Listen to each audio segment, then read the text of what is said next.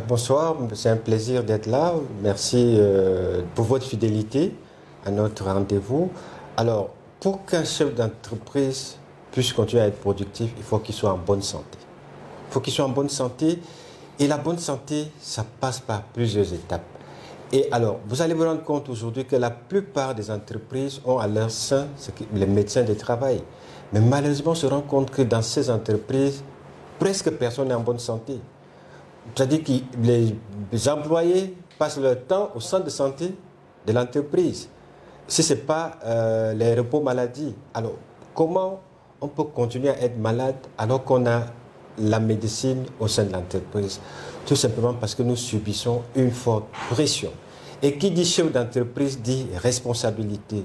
Et responsabilité à plusieurs niveaux. Déjà, il faut être capable de gérer les émotions personnelles, gérer les émotions de ses collaborateurs, gérer le stress. Le stress. Lorsque vous avez un certain niveau de responsabilité, le niveau de stress augmente parce que vous avez des objectifs. Il faut atteindre des objectifs. Et quand vous êtes encore financé par des bailleurs qui vous posent des conditions, ça devient encore plus compliqué. Donc, la santé prend un coup à tous les niveaux. Et très souvent, on ne se rend pas compte parce qu'on est focalisé sur le travail. On ne se rend pas compte. C'est pourquoi aujourd'hui, nous sommes surpris. Il y a à peine une semaine, il y a un responsable qui est décédé alors qu'il était au travail vendredi. Arrivé chez lui, il est décédé. Pourquoi? Parce qu'en fait, il n'a pas fait attention à l'organisme qui nous parle. Lorsque nous sommes sous pression, le corps nous envoie des signaux.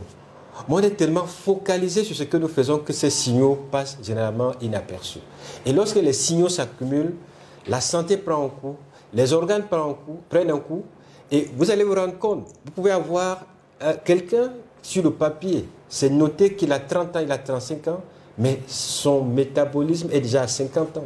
Ses organes ont vieilli. Pourquoi? Parce qu'il y a une forte pression qu'il subit et qu'il n'arrive pas à gérer. Donc aujourd'hui, pour être en bonne santé, nous recommandons aux chefs d'entreprise de rejoindre la consommation des compléments alimentaires.